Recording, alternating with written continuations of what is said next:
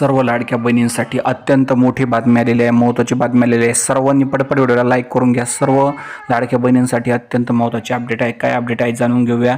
GR आलेला आहे सर्व लाडक्या बहिणींनो, जानेवारीचा GR आलेला आहे आणि सर्वांना जे लवकर पैसे मिळणार आहे, तर कधी पैसे मिळणार ते सुद्धा जाणून घेणार आहोत। सर्वांना विनंती करतो व्हिडिओ शेवटपर्यंत बघा। चॅनलवर नवीन असेल तर सबस्क्राईब अवश्य करा। महाराष्ट्रातील मुख्यमंत्री लाडकी बहीण महाराष्ट्र माझी लाडकी बहीण योजनेच्या सर्व लाभार्थी महिलांना दर महिन्याला 1500 रुपये दिले जातात।